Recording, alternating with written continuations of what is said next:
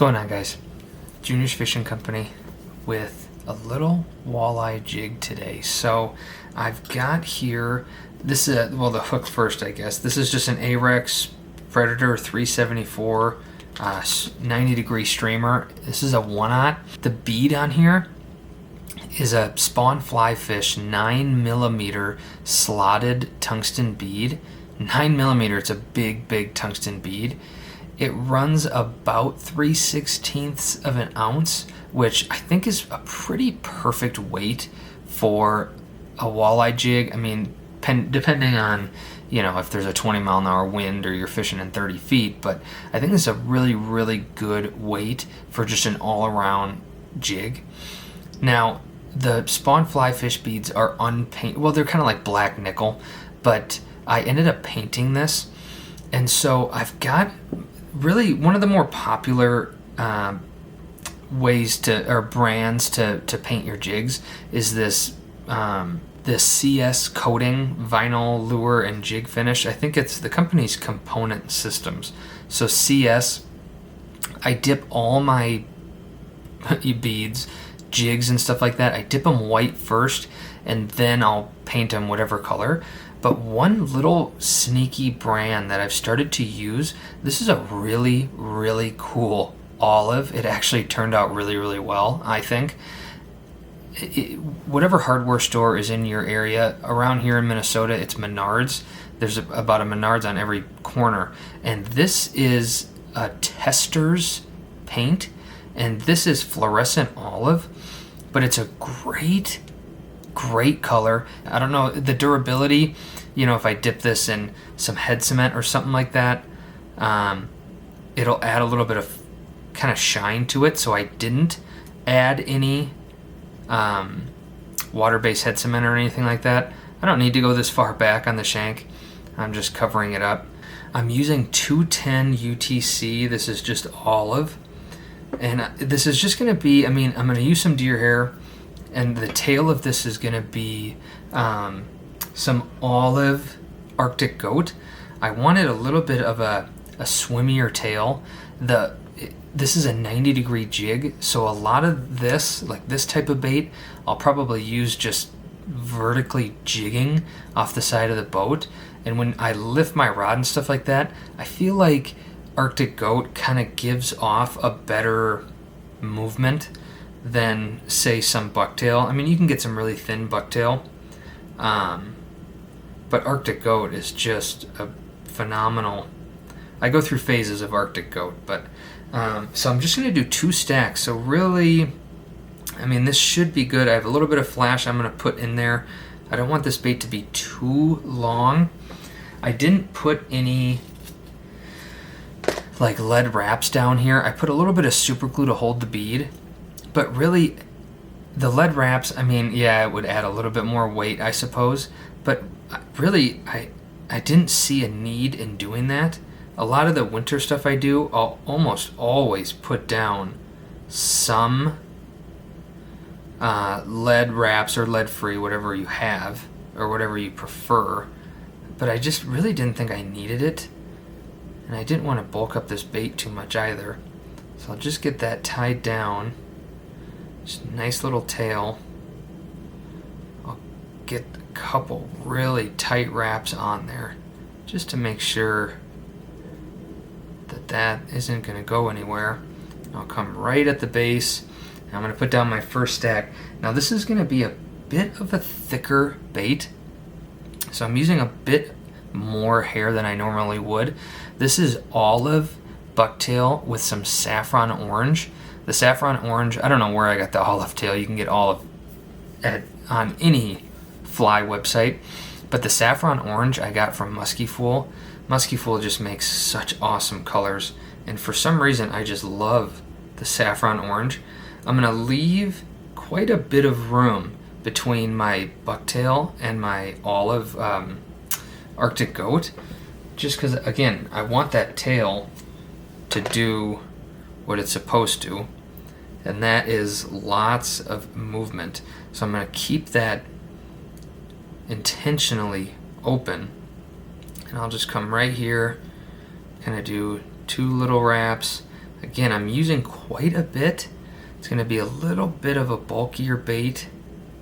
Kind of get that spun around. These Ahrex hooks are pretty sturdy, so you can add quite a bit of material and not worry too much about having to really ream down and get it where you want it to be. I'll just move all of this hair around, and if I lose a couple, I lose a couple. It's just the way it goes. But I want that, just a little bit of orange in there, and there's more orange in this one than what I'm going to put on at the end in my last stack. There's just going to be 2 stacks, but I'll get that really cinched down on there. Make sure, get all the little hairs out. And the flash I'm going to put down is going to be, again, I think I've tried to say it a bunch. I should find someone else on YouTube that uses it. Flekta Fusion, Flekta. I think it's Just Add Water, who the company, South Africa, I think, is where they are based. But they make just phenomenal products. So it's just going to be a little bit, it actually kind of reminds me of like a synthetic Arctic goat. Just really, really thin, a little bit of flash. I'm going to taper this just a little bit. I'm going to kind of split this. So that looks like it should be good. Just kind of pull it out.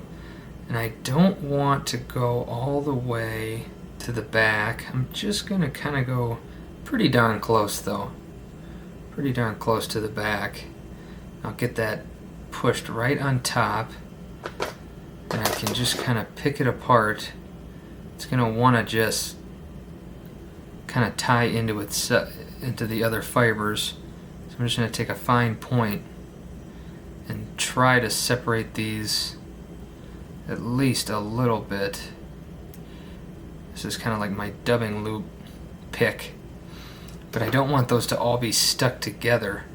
So I'll kind of push them onto either side, get a couple wraps, trim this. And I don't usually add a ton of flash.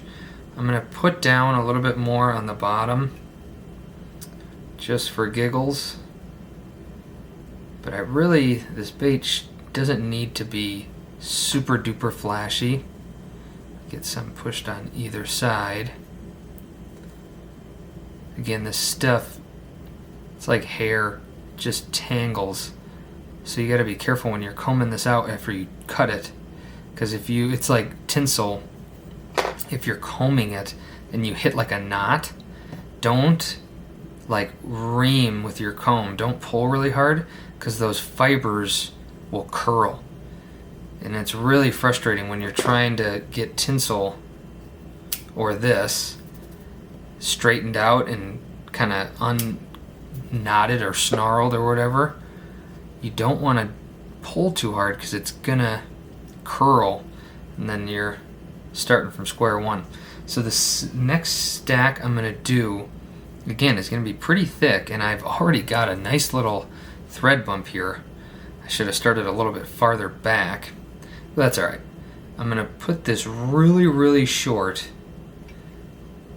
These fibers though that I kind of cut from the tails, the olive that I trimmed from, I mean, it was like a 2-inch tail. It was like my shortest tail, so really, you know, I'm not trimming from 6-inch olive bucktail. The saffron orange is the saffron orange because I only have one of them. And I think that's an A grade tail. So it's a pretty decent tail. But again, it's not, you know, it's not a $25 tail. So I really don't have any problems trimming stuff like that. It always breaks your heart. I think on Musky Fool I might have saw, there's a funny saying like your boyfriend trout sets or something like that, and this one said your boyfriend trims primo bucktail. Kind of giving people a hard time, but sometimes you gotta do it, you know. You just, it's not against the law, so you're not gonna get in any trouble. Just don't tell anyone. So I'm gonna get that spun all the way around.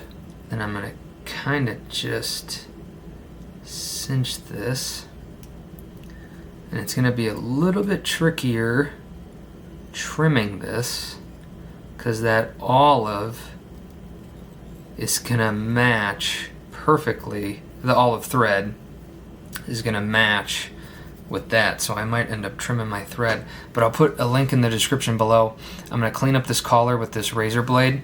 I'm just going to push right on the hairs. Hopefully I don't chip this paint too much, and we'll finish this up. Alright, so that looks just about good. It's a little bit of a thicker collar than what I usually prefer, but it just took a few more wraps than I was planning to kind of cover up all of that hair, but that's the way it goes sometimes. So a little 4-inch deer hair Arctic goat tungsten jig. Again, 90 degrees. Most walleye jigs are going to be 90 degrees anyway. This is something I'm going to bounce off the bottom, kind of just right off the boat when I'm vertically jigging. You can obviously cast this, let it sink halfway down and just kind of jig it and stuff like that, but this is something I'm kind of going to plan on fishing off the bottom. Definitely a thicker bait, a lot of deer hair on here, but I was going for a bit of a bulkier bait anyway. But a nice little olive, army olive, whatever you want to call it. Nice little walleye jig. Now, we just got to see if the fish like it. Junior's Fishing Company. Like and subscribe. Drop some comments below. We'll see you on the next one.